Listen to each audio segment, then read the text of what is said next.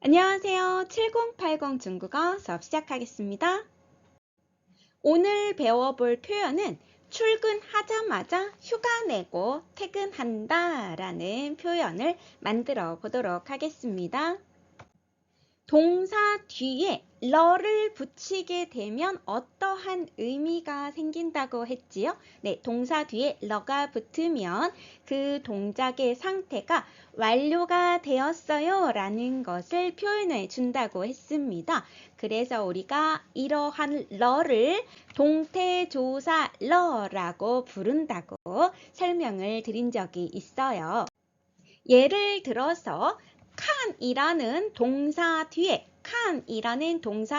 러를 붙이게 된다면, 그래서 칸러电影 한다면 어떠한 의미가 된다고 했지요? 네, 이건 절대로 과거가 아니라고 했습니다. 과거 시제로 보면 안 되고 보는 동작이 완료가 되었다. 보는 동작이 완료 형태로 봐주어야 된다라고 하면서 이거는 하나의 문장이 끝난 건 아니고 사실 약간 영화를 보아 이 정도의 느낌이라고 했어요. 뒤에 뭔가 더 말이 나와야 되는 그냥 그러한 하나의 구슬, 영화를 보는 동작이 완료가 되었다라는 하나의 구슬이 이렇게 만들어졌었죠. 또 뒤에 마시다라는 동사 뒤에 러가 붙어서喝了咖啡라고 할 때 역시도 이것 또한 과거 시제가 아니고 마시는 동작의 완료. 마시는 동작의 완료. 그래서 커피를 마셔. 뒤에 뭔가 또 말이 나와야 돼요. 커피를 마시는 동작의 완료를 나타내는 표현하는 하나의 구슬이 이렇게 만들어진다라고 설명을 드렸었습니다. 오늘 만들어 보려는 새로운 구슬은 일어나는, 아침에 일어나는, 기상하는 동작의 완료 혹은 잠을 자는 동작의 완료 형태의 구슬을 만들어 보려고 해요. 그렇다면 역시나 이 동태조사 러가 필요하겠죠. 동사 뒤에 붙는 이 러가 들어가서 하나의 아침에 일어나는 동작의 완료의 구슬, 잠을 다 잤어요 하는 그러한 동작의 완료의 구슬을 만들어 보려고 합니다. 먼저 일어나다 어떻게 됐어요? 기상, 起床, 그리고 잠을 자다, 睡觉, 였지요. 그렇다면 아침에 기상하는, 일어나는 동작의 완료의 구슬 어떻게 만들어질 수 있을까요? 일단 이 起床, 이라는 단어에 뭐가 필요하겠어요? 그렇죠? 동태조사 러가 필요합니다. 자, 이 동태조사 이 러를 붙여서 아침에 일어나는 동작의 완료 형태의 구슬을 만들어야 돼요. 어떻게 만들어질 수 있을까요? 이 러 어디에 붙이면 될까요? 이렇게 하면 될까요? 起床了 이렇게 하면 될까요? 잠을 자는 동작의 완료를 나타내고 싶은, 표현하고 싶은 구슬 역시도 동태조사 러를 사용을 해야 할 텐데 이 睡觉라는 단어 뒤에 그냥 이렇게 러 붙여주면 될까요? 오늘 수업은 살짝 중요한 시간이 되어질 것 같아요. 앞으로 진도를 나가기 위해서는 오늘 수업을 제대로 소화를 해야 이제 향후 우리가 앞으로 배워야 될 문장들이 어렵지 않게 진행되어질 수 있습니다. 커뮤니티에 말씀드렸지만 이미 더 이상 우리는 초급 과정이 아니에요. 초급 과정을 이미 지난 지 오래되었고 중급 과정 중에서도 살짝 중후반부로 접어들었다고 말씀을 드려도 될 것 같아요. 네, 우리가 이제 중국 과정에서 후반부로 진행을 하기 위해서는 오늘 배워야 할 이 부분이 제대로 성립이 되어 있지 않으면 살짝 어렵게 느껴질 수가 있습니다. 그래서 최대한 제가 뒤로 늦추고 하면서 다른 것들로 좀 강의를 많이 채우고 좀 최대한 늦춰서 오늘에서야 비로소 수업을 진행하게 된 거예요.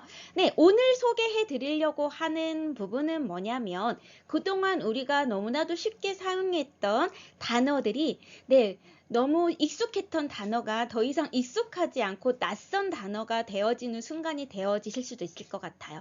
알고 있던 단어에 대한 배신감이 쉽게 사용했던 단어에게서 느껴지는 배신감이 들 수도 있을 것 같은 시간이 될 것 같은데 그동안 우리가 사용했던 동사들 중에 너무 쉽게 사용했던 동사들 그 중에서 어떠한 것들이 쪼개집니다. 쪼개지는 동사들이 있어요. 이러한 쪼개지는 동사들을 중국어에서는 이합동사라고 합니다. 이합 뭐냐면 흩어졌다가 쪼개졌다가 떨어졌다가 붙었다가 단어가 같이 있다가 쪼개졌다가 또 붙었다가 하는 동사라는 이야기예요. 그 중에 하나가 방금 우리가 봤던 起床 그리고 睡觉 이 두 단어가 아주 우리가 너무 쉽게 사용을 했던 이 두 단어가 대표적인 이합동사입니다. 起床이라는 이 단어의 구조를 한번 살펴볼게요. 일단 이 起라는 것은 어떠한 의미이죠? 일어나다. 동사에 해당이 됩니다. 그리고 이床 뭐라고 했지요? 침대라고 했어요. 침대. 침대에서 일어나다. 목적어에 해당이 됩니다. 이 하나의 단어 두 글자밖에 안 되는 이 하나의 단어가 동사와 목적어, 그러니까 동사와 명사로 이루어져 있었던 거지요. 제가 항상 아침에 일어나다라는 이 단어 起床을 알려드리면서 침대에서 일어나는 거예요 라고 설명을 드렸었어요. 아침에 저는 땅바닥에서 자는데요 할 때도 起床이라고 말해야 합니다 하면서 항상 말씀드렸던 게 침대에서 일어나다, 일어나다 기상하다예요. 그 이유가 바로 쪼개지는 단어를 설명을 드렸을 때 조금 낯설지 않게 받아들이시기를 바라는 마음에서 그렇게 설명을 드렸던 거거든요. 이러한 구조, 동사와 명사, 그러니까 동사와 목적어로 이루어진 이러한 단어들을 가지고 이합동사라고 합니다. 또 한번 볼까요? 睡觉 역시도 이 睡라는 단어가 이 글자가 자다라는 의미의 동사가 되어지고요. 그리고 觉 이 觉가 잠이에요. 잠. 그래서 잠을 자다. 동사와 목적어의 구조가 되어지는 겁니다. 그렇다면 일어나는 동작의 완료를 나타낼 때 사용할 수 있는 이 구술, 동사 뒤에 러를 사용해서 표현을 해야 할 텐데 이 러는 어디에 들어가야 할까요? 어떠한 구조가 되어야 할까요? 그렇죠. 起了床이 되어져야 합니다. 동사 바로 뒤에 붙어야 하기 때문에 동사 뒤에 붙는 이 러는 床 침대 뒤에 붙을 수가 없고 바로 이 起 일어나다 라는 동사 뒤에 이렇게 러가 붙어야 되는 거지요. 마찬가지로 잠을 자는 동작의 완료를 표현을 하려면 동사 바로 뒤에 러를 붙여서 자다라는 동사 뒤에 러를 붙여서 睡了觉 라고 표현을 해줘야 된다는 거지요. 자, 睡가 자다이고 觉가 잠이었기 때문에 자다라는 동사 뒤에 러를 이렇게 붙여서 잠을 자는 동작의 완료를 표현을 하게 되는 겁니다. 그동안 수업 시간에 배웠던 단어들 중에서 이합동사였던 단어들을 한번 몇 개 추려보았습니다. 하나씩 살펴볼게요. 너무나 친숙한 단어이지요. 출근하다, 퇴근하다 역시도 이합동사입니다. 자, 우리 출근하다 어떻게 되지요? 上班 네, 퇴근하다 下班 이렇게 됐었죠. 예, 제가 이 上班, 下班 단어를 설명을 드릴 때 혹시 기억하시는 분들 계실지는 모르겠지만 이 반이라는 글자가 작업반, 네, 작업반을 생각해 주시면 된다라고 설명을 드린 적이 있어요. 그 또한 이 이합동사를 설명드리기 위해서 그때부터 이미 밑작업을 저는 열심히 하고 있었던 거거든요. 이 반, 네, 작업반이라고 생각을 했을 때, 자, 上班, 네, 작업반에 올라가다, 작업반에 들어가다, 출근하다. 네, 동사와 목적어의 구조가 되어지는 거지요. 작업반에 올라가다, 네, 동사와 목적어로 이루어진, 네, 쪼개지는 동사, 이합동사인 거지요. 시합반 역시도, 네, 작업반에서 내려오다, 시합반 이렇게 퇴근하다라는 의미로 우리가 사용을 하게 되는 겁니다. 수업하다와 수업을 마치다라는 단어도 어떻게 됐었죠? 수업하다 上课 그렇죠? 수업이 끝나다, 수업을 마치다 下课 이렇게 표현이 되었었는데 역시나 이 뭐지요? 수업, 과목이에요. 수업에 올라가다, 수업에 들어가다, 수업하다, 上课 이렇게 사용을 했던 거고요. 수업에서 내려오다, 수업에서 나오다 라는 의미로 下课 역시나 쪼개지는 동사라는 이야기입니다. 자, 쪼개진다라는 의미는 이 上과 课가 요렇게 멀리까지 떨어질 수 있다는 이야기인 거예요. 또 살펴볼게요. 집에 가다 어떻게 됐었죠? 집에 가다 回家 사실 이 단어는 눈에 들어와요. 호이라는 말은 네, 되돌아가다 라는 의미이고요. 치아는 집이죠. 네, 역시나 너무나도 눈에 띄는 쪼개지는 동사, 이합동사로 이루어진 귀가하다 라는 단어이고요. 또 휴가 내다 어떻게 됐었죠? 휴가 내다 请假 네, 이 请假라는 단어 역시도 요청하다라는 의미의 네, 청하다, 요구하다, 요청하다라는 의미의 칭과 네, 휴가라는 의미의 치아가 이렇게 이루어져서 휴가를 신청하다, 휴가를 내다라는 동사로 우리가 사용을 했었던 겁니다.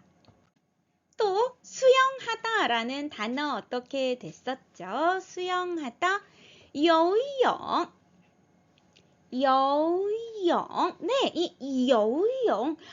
여우용은 정말 생각지도 못하시는 분들이 계실 텐데 이것도 제가 사실 설명을 드린 적은 있어요. 이 여우라는 단어가 헤엄치다의 의미가 되어지고요. 영이라는 게 영법, 네, 수영이라는 단어입니다. 그래서 수영을 헤엄치다. 이러한 구조로 이루어진 이합동사입니다.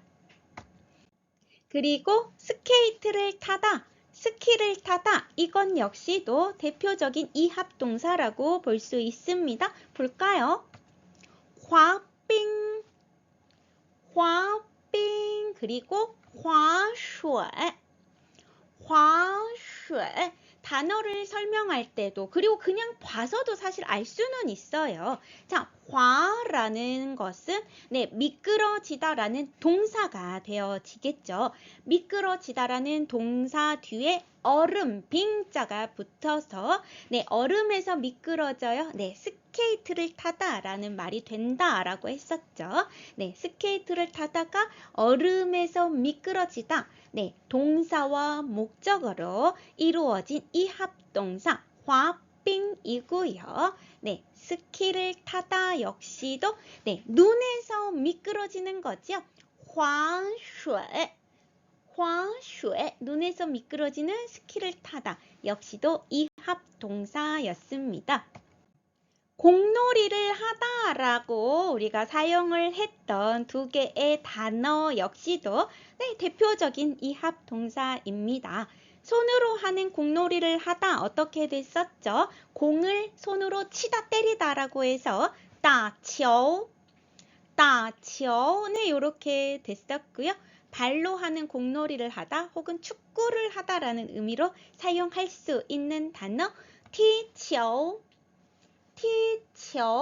이러한 구조가 바로 전형적인 이 합동사 구조인 거죠.